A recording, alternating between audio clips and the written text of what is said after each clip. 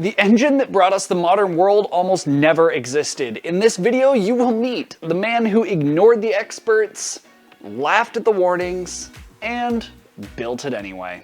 Rudolf Christian Karl Diesel came into the world in Paris in 1858, the son of Bavarian immigrants. His early years were more about working than play, however, as he spent most of his childhood helping his father in his leatherworking shop. Obligatory child labor joke. Life threw a curveball when the Franco-Prussian War broke out, and Diesel's family was deported from France, landing in London. Young Rudolf was sent to live with his uncle in his father's hometown in Germany to continue schooling. Kinda ironic how many stories start like this. You know, getting sent to live with the uncle. Not only did Diesel finish his education, he excelled in school enough to earn a spot at the Royal Bavarian Polytechnic in Munich. There he studied engineering under Karl von Linde, a professor famous for pioneering refrigeration. I mean, I'm kinda jealous. Fancy school and a chill teacher. After graduation, Diesel began working for Linde in the refrigeration business. However, his true passion was soon to spark efficiency, or more importantly, the lack of it. And he would soon exchange his cool job for a burning passion. The primary source of power at the time was large steam engines. Modern steam engines in that time ran with about 10% thermal efficiency and took up massive warehouse space. Rudolf Diesel was deeply bothered by the wasted potential and the lack of access to power that small businesses had. You see, steam power at this point was a lot like putting water in a bucket full of holes. Taking inspiration from Nicolas Carnot and his theoretical work with heat engines, Diesel imagined a new engine, setting a goal to deliver a higher efficiency, more compact engine for the people. Diesel was ready to invent a new bucket. Taking inspiration from his refrigeration experience, Rudolf started on experiments using a modified steam engine that ran on compressed ammonia vapor. Diesel's experiment exploded violently, nearly killing him and leaving him with permanent health problems. His path forward was more like an engineering minefield than a developmental process. Outside of the physical hazards, he was met with extreme criticism from the scientific community. Some scientists even claimed that his entire idea was a fraud, claiming that the compression rates required were simply impossible.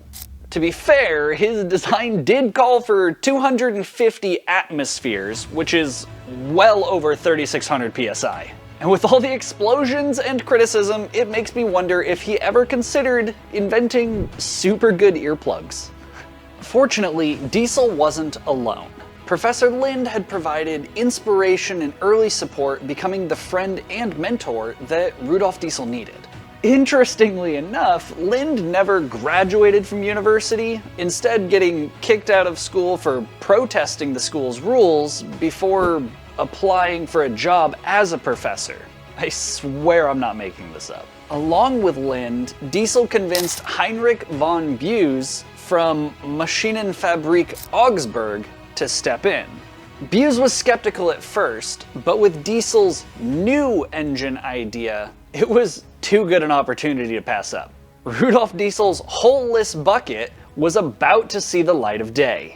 The compression ignition engine idea came to Rudolf in 1890, and 2 years later, he'd figured out how to do it, filing for a patent in 1892. Waving a middle finger to the scientific community who doubted him, in 1893, he published a detailed essay on how the engine worked. The science equivalent of calling his critics idiots. And not being one to wait around for the back-talking, he started production the same year. Continued support from Maschinenfabrik Augsburg paved the way for the prototype to take shape. Diesel had cracked open the world of true industrial power and wrote a book about it just to show off. The trials of development were the next obstacle. Getting the engine to run was one thing. but reliability was a constant battle. Cylinder heads failing from the pressure and fuel injection issues plagued Diesel as he struggled to build his engine. You could say he was under a lot of pressure himself. Mechanical failure wasn't the only issue either. He faced opposition from the steam industry trying to force his failures in an effort to sabotage the project. And competition from fellow inventors who were pushing similar ideas, all fighting for the top. Like trying to scale a mountain, racing other climbers, all while blindfolded. Years of trial and error, countless improvements, and who knows how much stress later, it was time. On October 6th, 1896, the final prototype was finished. Rudolf Diesel's new engine, motor 250/400. Rudolf was basically an exhausted runner after crossing the finish line of a marathon. However, there was no time to celebrate for poor Diesel. The next step would be the biggest moment in his entire career. It was time for the official testing of his engine's performance, determining the efficiency. He'd put in the years of work and testing, and now he just needed the engine to not blow it.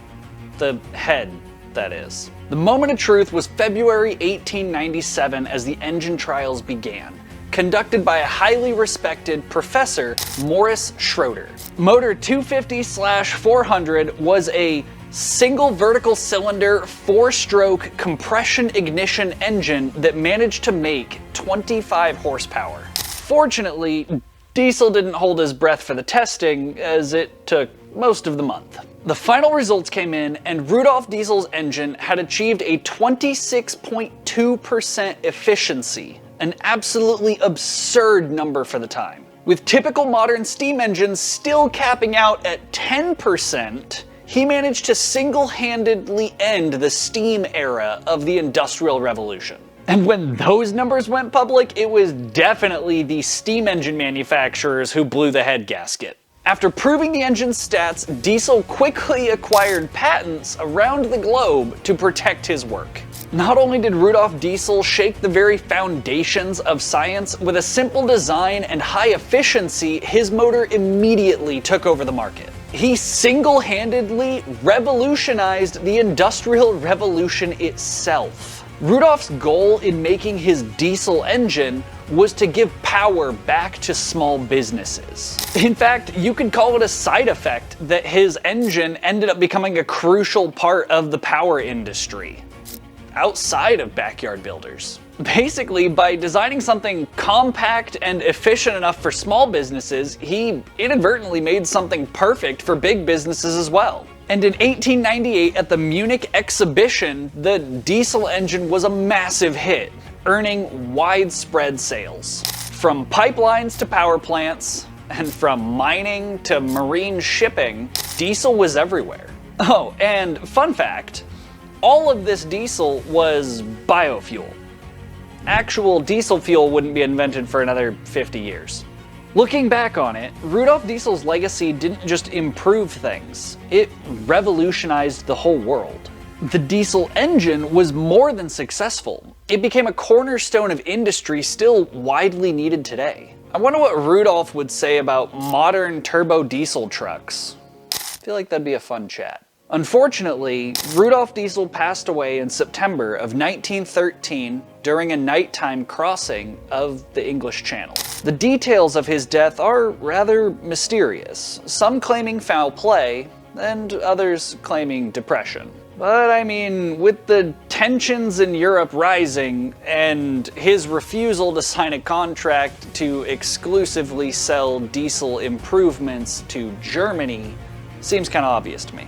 Outside of his mysterious death, his diesel engine has been putting in the work in his absence.